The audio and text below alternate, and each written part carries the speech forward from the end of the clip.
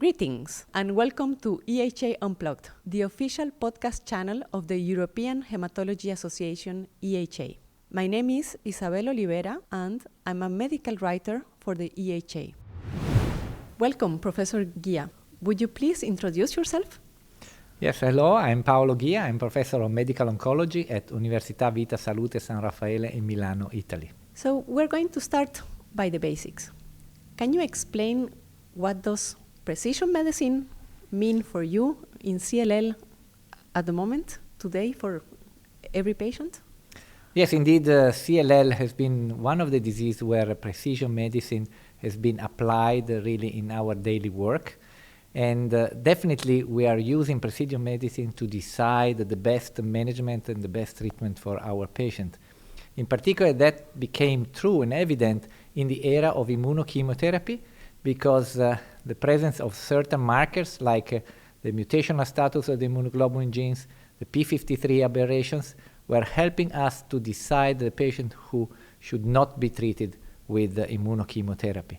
And nowadays, in the era of novel target therapies, those markers, mutational status of immunoglobulin and P53 aberration, are still relevant because they may help us to define which patient may benefit more from continuous therapy, for example, with BTK inhibitors, or with fixed duration treatment based on the BCL2 inhibitors, venetoclax. So which are the current targeted therapies available for CLL? Yes, we have been very fortunate in the past decade in CLL because there has been a lot of introduction, a lot of new therapies based on the previous decade of research. So CLL really witnessed a transfer of knowledge from the basic research in the lab that translated into novel therapies and therapeutic approaches to patients with CLL.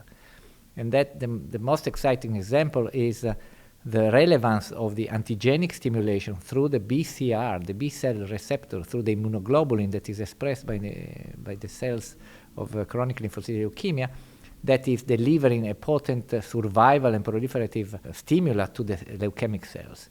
And that has been targeted with a number of drugs that are targeting small molecules that are targeting the downstream pathway from the immunoglobulin on the surface of leukemic cells. And among many different drugs, the most successful has been the class of drugs made by the BTK inhibitors. The BTK is a molecule that is included in the downstream pathway of the immunoglobulin, and a number of molecules have been developed to block the BTK. So the first one has been ibrutinib, for which we have now a follow-up in pivotal clinical studies of almost 8 years, showing that with this treatment, continuous oral therapy, we can control the disease for more than 7-8 years, and we did not yet reach the median progression-free survival when this drug is applied to our patient in frontline. And interestingly enough, we recently showed that the patients who have been treated with this drug have a life expectancy that is superimposable to that of normal individuals, healthy individuals of similar age.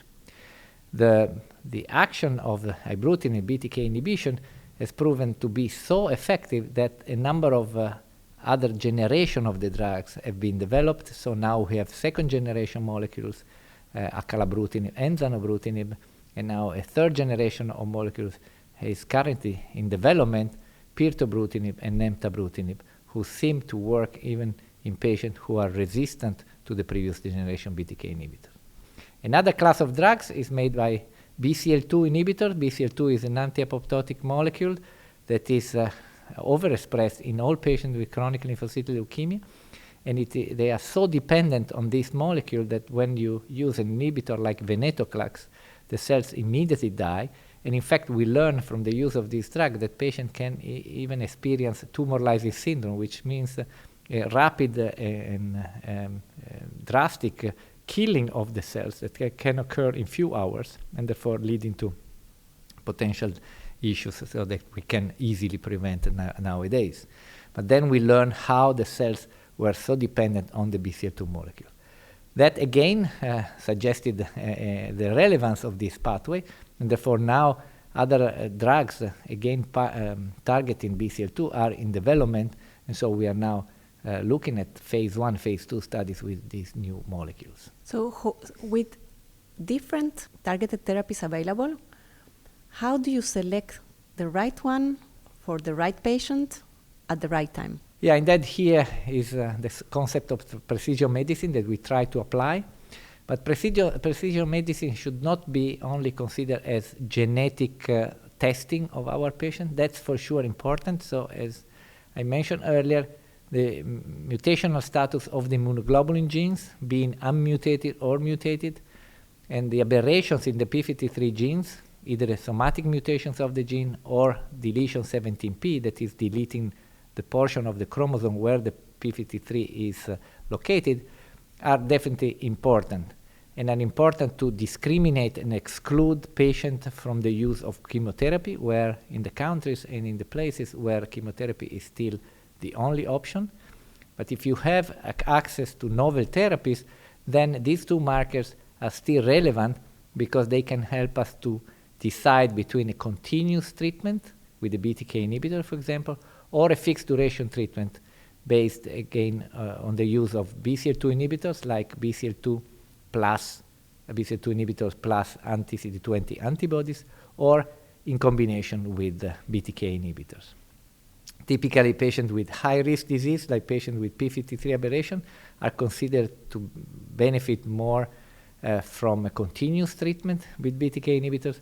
Patients with mutated immunoglobulin genes that are very responsive to therapies are definitely the best candidate for a fixed duration treatment with the venetoclax-based treatment, like venetoclax plus obinutuzumab, anti-CD20 antibody, or venetoclax plus ibrutinib.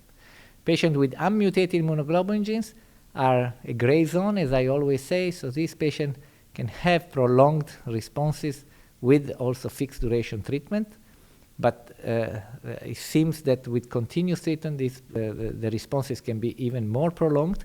The advantage of a fixed duration would be that the patient can be retreated with the same combination of drugs upon relapse. So the jury is still out. We have still to see for these patients what is the best therapy in terms of efficacy.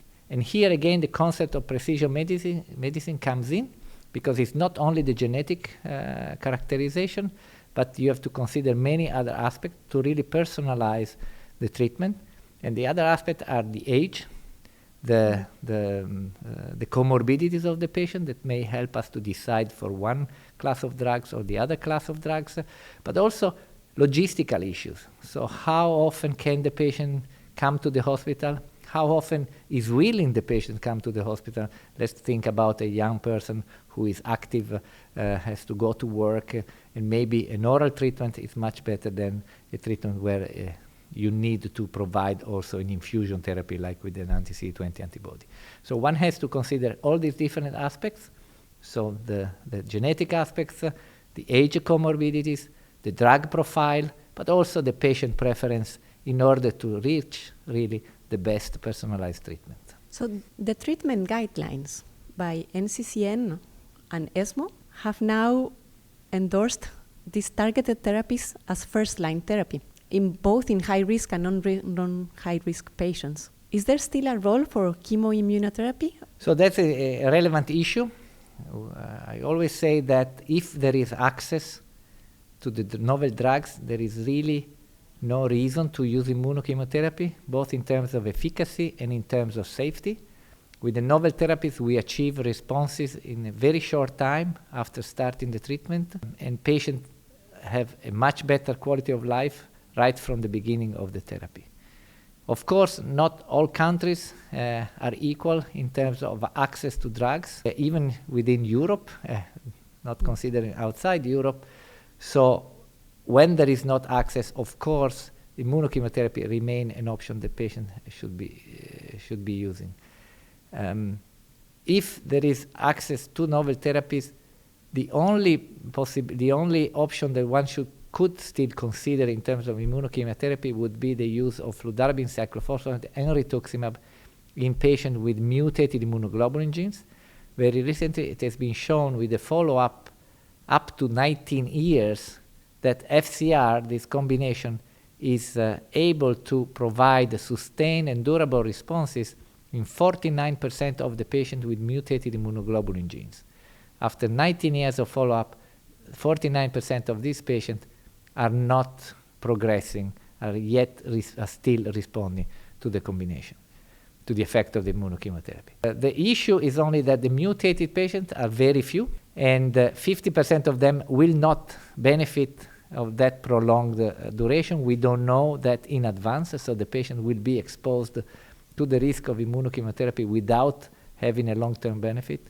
And last but not least, the exposure to FCR, fludarabine, cyclophosphamide, and rituximab is the only cause of development of acute myeloid leukemias, or MDS, in our patient with CLL, as we have recently shown also by the ERIC, the European Research Initiative on CLL, showing that patients with CLL can develop other malignancies, but the only reason to develop acute myeloid leukemia and MDS is the exposure to FCR. So this is something that we should consider in young patients when proposing to use immunochemotherapy. They could be probably functionally cured in 50% of the cases if carrying mutated immunoglobulin genes, but in other 50% of the in this patient as well, there is the risk of developing a lethal disease like acute myeloid leukemia. Now we are talking about using these new therapies as first line. What happens if the patients relapse? And can these new therapies be sequenced, used in sequence, or can they be used in combination? Yeah, it's true that at the moment, and the next challenge for us is really to definitely cure our patient. At the moment, we are able to control the disease even for many, many years. As mentioned earlier, we can achieve a life expectancy that is similar to healthy individuals for both young and elderly patients. But of course, we would like to cure the patient. But in this moment, eventually, most patients will relapse sooner or later, some early, some much later. Some will die of something else without relapsing, fortunately. When patient relapses, the treatment is somehow easy, meaning that depending on what the patient has been exposed in the front line, then it can be then treated with the other class of drugs. So if the patient has been treated with the BTK inhibitors, then it will relapse under the treatment of BTK inhibitor. Then you cannot use anymore the second generation BTK inhibitors, and then you have to move to a venetoclax-based treatment, typically venetoclax plus rituximab. It's different if the patient starts with venetoclax plus obinutuzumab in frontline, fixed duration treatment. If the patient relapses, theoretically one could retreat again the patient with the same treatment, because that's the principle of fixed duration treatment. You can reuse it more times in the future. The problem is that, again, is a problem of access. In many countries, if not all, it's not yet approved the possibility to reuse the same drug that is being used in frontline. We have also the other possibility in frontline now in many countries to use the combination of ibrutinib plus venetoclax. And again, being a fixed duration treatment, one could reuse upon the retreatment either drug or again the same combination. Again, the issue is, depending on country, from country to country, is the possibility of have access again to the same class of drugs after upon relapse. So to measure relapse, a common measure is MRD, minimal residual disease, and this is somewhat controversial, the use in CLL of this measure. What is your view on this? Yeah, it's not only my view. I think it's the consensus. At the moment, minimal residual disease MRD assessment has to be used in clinical trials. It's a way to measure efficacy in a shorter time than compared to the usual endpoint of progression-free survival or overall survival even. The issue is that at the moment, we don't have studies and data that can tell us how to act on the MRD results. So at the moment, we are using MRD only to assess the quality of the response, the efficacy of a certain drug or combination, but we are not really learning how to modify our management based on the level of MRD. Should we start treating the patient when there is an MRD relapse? Should we increase the quantity of therapy or the length of therapy if the patient does not get to an undetectable MRD? So all these questions have to still to be answered. There are studies now ongoing. Probably the first one has been the Captivate study showing with the combination of ibrutinib plus venetoclax, the patient were, the combination was given for a total of 15 months, and then patients were randomized based on the level of undetectable MRD. And we showed in that study that patients who achieved undetectable MRD, they can stop the treatment and have a very similar progression-free survival, at least with 4 or 5 years of follow-up, similar to a continuous treatment with ibrutinib, a BTK inhibitor. Data also came out from the FLAIR study from the British colleagues, where ibrutinib plus venetoclax combination has been compared to FCR. But the interesting point of that study is that the way how the I plus V, ibrutinib plus venetoclax, has been administered was based on MRD. So the length of the treatment was depending on the time needed to achieve undetectable MRD. So patients who needed 1 year to achieve undetectable MRD, they were treated for an extra year. Those who needed 2 years were treated for an extra 2 years. And those who needed 3 years were treated for another 3 years, for a maximum of 6 years. And that way, they showed an advantage in overall survival compared to FCR. So we are recording this podcast at the ASH Congress 2023. What have you seen that is new in CLL? Any promising emerging therapies or combinations, or what is really emerging in the field of CLL? As mentioned, 2 pieces. We saw the follow-up of the Captivate study, where we presented the data of the retreatment of patients treated with fixed duration ibrutinib plus venetoclax in frontline. So everybody is asking what's happening to these patients when they relapse. Fortunately, very few relapsed, but still some did. And we were able to retreat them efficiently. Virtually in 100% of the patients, we achieve a response with either ibrutinib alone in continuous therapy or with ibrutinib plus venetoclax if they had a response that lasted more than 2 years. So the data show that virtually 100% of the patients responded, achieved either a partial response or a complete response. Though we presented data where we had a lower level of response for the simple reason that for some patients we did not have yet enough follow-up. But when a more prolonged follow-up, all patients indeed achieve a response. And then I was very excited also to see the data from the FLAIR study, because as mentioned earlier, this is an MRD-driven study where patients receive a treatment that is proportional to the time they need to achieve undetectable MRD to consolidate more in those patients who need more time to achieve undetectable MRD. And they showed an advantage in terms of overall survival already with a short follow-up compared to FCR, with very high level of responses, in particular durability of the progression-free survival. Of course, you can also start questioning if up to 6 years of treatment is still a fixed duration. It seems quite a long treatment, but that's the way to go. Maybe we need to add a third drug or a fourth drug in a subset of patients instead of prolonging the time, increasing the quantity of drug. But that's, again, the future where we are moving. Very exciting are also, but very preliminary, are data on the novel generation of BCL2 inhibitors with shorter ramp-up, for example, maybe higher efficacy, maybe even in patients who relapsed using previous BCL2 inhibitors. And also BTK degrader, another way of targeting the BTK molecule that is very effective, but using a different mechanism, so that again could be maybe exploited in patients who have been already exposed previously to other BTK inhibitors. If you were to summarize for a hematologist that is working in a non-academic setting, what would be your key takeaway message? I think that we are living a very exciting moment in CLL, because we have been witnessing a decade of success, of therapeutic success. We have available drugs that are much better tolerated. The quality of life of our patients definitely improved from the first day of treatment. And we are very effective now in controlling for a long time, for many years, the disease. Still, we are using probably too much continuous treatment, so we are exposing the patient anyhow to risk of adverse events. We are exposing the leukemic clone to the possibility, to a pressure that will lead to resistance.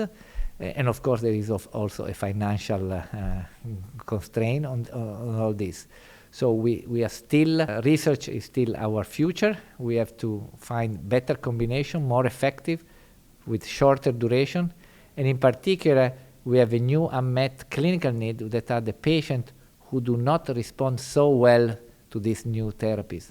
Unfortunately, a minor proportion of our patients, but still we have patients who relapse early under BTKI or under BCL2I, and in particular patients who fail rapidly within few years both class of drugs. And for these patients, we have not yet anything so effective. Probably we will have the third generation BTK inhibitors, but that again will provide us with probably a couple of years more of extra response, but that's really where our unmet clinical need rests. Thank you for this very enlightening discussion. Thank you, Professor Ghia, for sharing your expertise with us, and to all of you for listening.